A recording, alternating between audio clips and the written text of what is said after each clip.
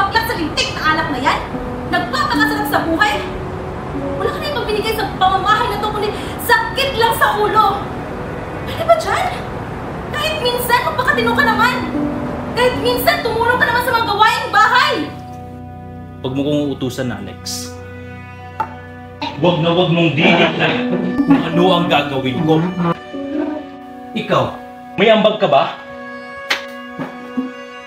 Alam mo, ikaw yung walang ambag sa pamamahay na to eh. Dahil lahat ng nakikita mo sa loob ng pamamahay ito, pag-aari ko. Mom?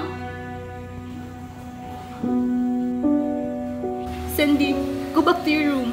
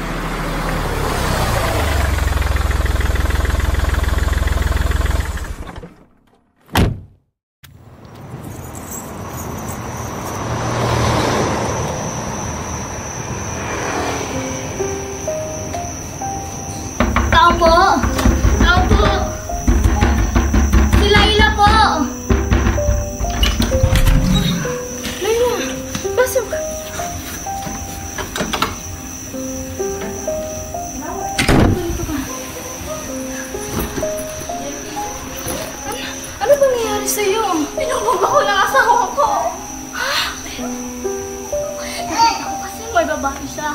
Tapos sinabi niya, guni-guni ko lang daw yun. Oh my God. Wala akong ibang mapupuntahan. Ikaw lang. Kaya dito na ako agad pumunta. Ano gagawin ko? Huwag kang mag-alala. Huwag kang mag-alala, Laila. Hindi ka nag-iisa sa laban na to. Tutulungan kita, okay? Salamat. Huwag ka nang umiyak.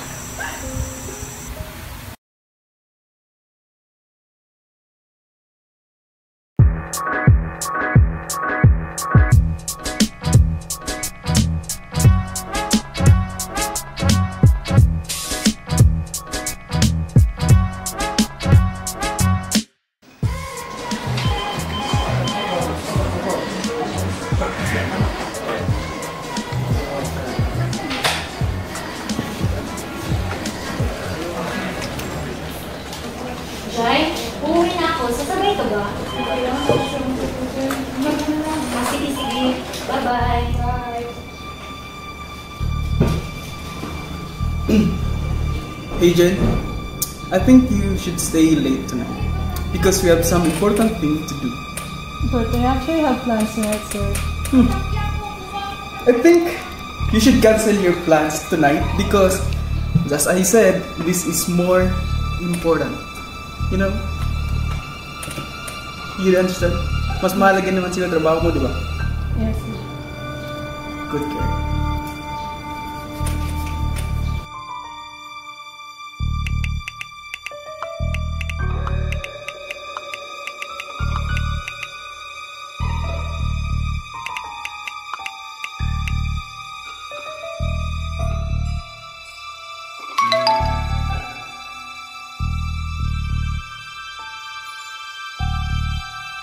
Good morning, ladies and gentlemen. We are convened here today to preside over the case of the People versus Robert Go, in which the defendant stands accused of sexual harassment. Before we proceed, I want to remind everyone present of the significance of the proceedings taking place in this courtroom. We are here to seek justice, to ensure that the truth is revealed, and to hold individuals accountable for their actions. Your Honor, I am here to testify the things that I've endured from my boss. Even if I keep saying that I'm uncomfortable,